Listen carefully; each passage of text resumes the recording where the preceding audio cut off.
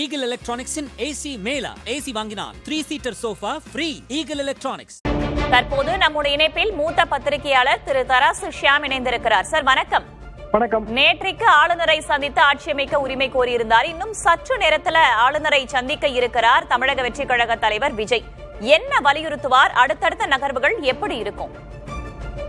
ஆட்சி அமைப்பதற்கான அழைப்புதல் கொடுக்க வேண்டியது ஆளுநரின் பணி. அதுல அவர் மெஜாரிட்டி இருக்கிறதா என்று பார்க்கலாம், தவறுன்னு நம்ம சொல்ல முடியாது. ஆனா மெஜாரிட்டியை நிரூபிக்க வேண்டிய இடம் அவர் முன்னால் இல்ல. அது சட்டமன்றம் தான். நிறைய சுப்ரீம் கோர்ட் தீர்ப்புகள் இருக்கு. குறிப்பான தீர்ப்பு பொம்மை வழக்கு. அதற்கு பிறகு கோவால ஒரு வழக்குல சுப்ரீம் கோர்ட் மாறுபட்டது. என்ன காரணம்னா, இதுல இன்னொரு பார்ட்டி ஆட்சி அமைக்க கோவால உரிமை கோரினாங்க பாரதிய ஜனதா. காங்கிரஸ் பெரும்பான்மை தனி பெருங்கட்சியாக இருந்தது. இங்க அந்த நிலைமை இல்ல. ஒரே ஒருவர் தான் ஆட்சி அமைக்க உரிமை கோருகிறார். அவருடைய இருக்கும் எம்எல்ஏக்களின் எண்ணிக்கை 108, காங்கிரஸ் இருந்தா 113. ஆளுநர் என்ன செய்ய வேண்டும்னா, அவர் இயல்பாக அவரை ஆட்சி அமைக்க அழைத்து விட்டு ஒரு ஷார்ட் நோட்டீஸ் கொடுத்து ஒன் வீக் உள்ள சட்டமன்றத்தை கூட்டி சட்டமன்றத்தில் நீங்க பெரும்பான்மையை நிரூபிங்கன்னு சொல்லலாம். பெரும்பான்மை என்பது those who are present and voting தான். அப்போ மிக இயல்பாக ரெண்டு பெரிய கட்சிகளும் வெளிநடப்பு செய்யும். those who are present and votingல மெஜாரிட்டி ஆட்டோமேட்டிக்கா விஜய்க்கு வந்துரும். ஆளுநர் இப்படி டிலே பண்றது அது அழகல்ல. அது உண்மையிலேயே பிற கட்சி தலைவர்கள் கண்டிக்க வேண்டும் தான் நான் நினைக்கிறேன். அதாவது ஜனநாயகத்துல நம்பிக்கை இருக்கிற மற்ற கட்சி தலைவர்கள் திரு மு க ஸ்டாலின் உட்பட ஆளுநரின் போக்கை விமர்சிக்க வேண்டும். ஏனோ தெரியல, அவங்க எல்லாருமே பேசாம இருக்கிறாங்க. இதுவே போன ஆளுநராக இருந்தால் எவ்வளவு பெரிய விமர்சனங்கள் வந்திருக்கும் யோசிச்சு பாருங்க. அப்போ ஒரு ஆளுநரின் கடமை என்ன? அரசு நடத்துவதுதான். அரசின் தலைவர் அவர் தான். அரசுக்கு மக்கள் ஓட்டு போட்டிருக்காங்க. ப்ராபபிலி மக்களே என்ன நினைச்சிருப்பாங்க அப்படின்னா, இவர் புதுசா இருக்காரு, இவருக்கு ஃபுல் மெஜாரிட்டி கொடுக்க வேண்டாம், ரெண்டு பெரிய எதிர்கட்சிகள் வைப்போம். அப்போ மெஜாரிட்டி இல்லாம கவர்மெண்ட் நடத்த முடியுமா? தொடர்ந்து நடத்த முடியும். ஃப்ளோர் கோஆர்டினேஷன், அதுக்கு பேர் தான் ஃப்ளோர் கோஆர்டினேஷன். மெஜாரிட்டி இல்லாம எத்தனையோ அரசுகள் மத்திய அரசாங்கம் நடந்திருக்கு. நன்றாக தெரிந்த மத்திய அரசாங்கம் Narasimha Rao government, VP Singh government, Vajpayee government எல்லாருமே நடத்திருக்காங்க. ஒரு கான்ட்ரவர்ஷியலா ஒரு சர்ச்சைக்குரிய விஷயம் விவாதமாகி அது நிறைவேற்றப்படணும் சட்ட மசோதா அப்படின்னா, ஆட்டோமேட்டிக்கா மெஜாரிட்டி இல்லாத அரசு மற்ற கட்சிகளை கன்சல்ட் செய்ய வேணுங்கிற ஒரு நிர்பந்தத்துல போயிருக்கும்.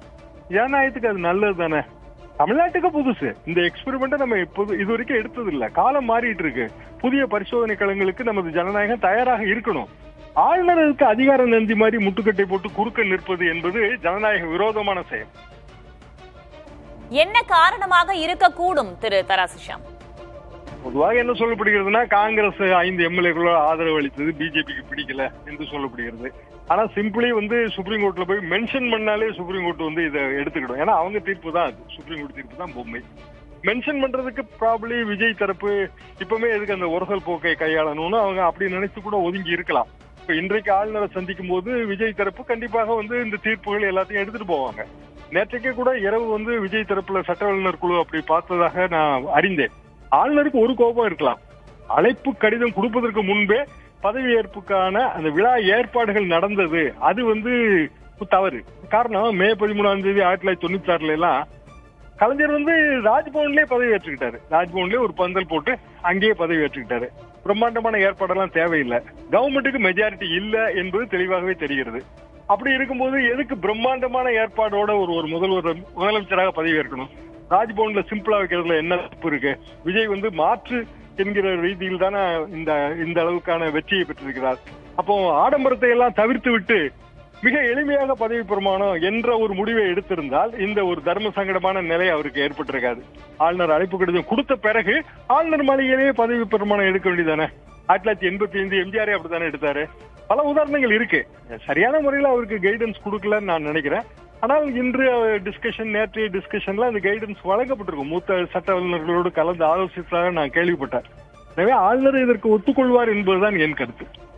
சரி, இப்ப தற்போது தமிழக வெற்றி கழகத்திற்கு முன் இருக்கக்கூடிய வாய்ப்புகள்லாம் என்ன? அடுத்தடுத்து அவங்களுடைய நகர்வுகள் எப்படி இருக்க போகிறது ஷாம்? ஆளுநரிடம் அழைப்பு கடிதம் பெற வேண்டும். அது இல்லாவிட்டா ஒண்ணுமே செய்ய முடியாது. அப்படின்னா திருப்பி சட்ட போராட்டம் தான் ஆரம்பிக்கணும். அழைப்பு கடிதம் கொடுத்தால் அவர்களை பொறுத்தவரையில எளிமையான முறையில பதவியேற்பு விழா நடத்திவிட்டு பிறகு பிற தலைவர்களை சந்தித்து மரியாதை நிமித்தமாக சந்திக்கலாம்ல. இவர் இப்பதானே வராரு. எத்தனையோ மூத்த தலைவர்கள், முன்னாள் முதல்வர்கள்லாம் இருக்காங்க தமிழ்நாட்டுல. அவங்கள போய் மரியாதை நிமித்தமாக சந்தித்தால் இந்த பிரச்சனைகள் சுமூகமா போகும். மக்கள் தீர்ப்பை உணர்ந்துக்குங்க. மக்கள் தீர்ப்பு உங்களுக்கு மெஜாரிட்டி இல்ல அப்படிங்கும்போது மத்த கட்சிகளை கன்சல்ட் பண்றதுல ஒரு தவறே இல்லையே. மரியாதை நிமித்தமாக கொள்கையில மாறுபடுங்க. அது ஜனநாயக விஷயம் தான். தாராளமா மாறுபடலாம். ஆனா மக்களுக்கு நன்மை செய்யணுங்கிறதான ஒரு அரசோட நோக்கமா இருக்க முடியும். மக்களுக்கு நன்மை செய்ய வேண்டிய எத்தனையோ விஷயங்கள், ரொம்ப கடினமான விஷயங்களை நோக்கி தான் விஜய் அரசு இருக்குது. அவர் கொடுத்திருக்கிற எல்லா ப்ராமிஸும் ஒட்டுமொத்தமாக தமிழ்நாடு சட்டமன்றத்தின் ஆதரவு இல்லாம அவரால் செய்யவே முடியாது. இப்போ முதல் தடவையாக ஒரு கலெக்டிவ் லீடர்ஷிப்பை நோக்கி இது போகுதே, இது ஒரு நல்ல விஷயம் தானேன்னு நான் நினைச்சேன். அப்படின்னா விஜய் முன்னாடி இருக்கிற வாய்ப்பு என்பது உடனடியாக ஆளுநரிடமிருந்து அழைப்பு கடிதம் பெறுவது, எளிமையான முறையில் பதவியேற்பு விழாவை நடத்துவது, பிறகு எல்லா கட்சி தலைவர்களையும் சென்று பார்த்து நேரில் பார்த்து அரசுக்கான ஒத்துழைப்பை கேட்பது. இப்படியான ஒரு காம்ப்ரமைஸ்டு ஃபார்முலால மட்டும்தான் அவர் போக முடியும். 118 எம்எல்ஏ இருந்தா மட்டும் எப்படி அவர் அரசு சுமூகமா நடத்த முடியும்?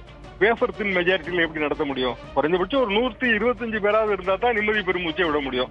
4 எம்எல்ஏக்கள் முறுக்கிக்கிட்டாங்கன்னா அரசு கவிழ்ந்துருமா? உடனே தேர்தல் நடத்தினா பொதுமக்களுக்கான வரிப்பணம் எவ்வளவு செலவாகும்? பல விஷயங்கள் இருக்குங்க இதுல.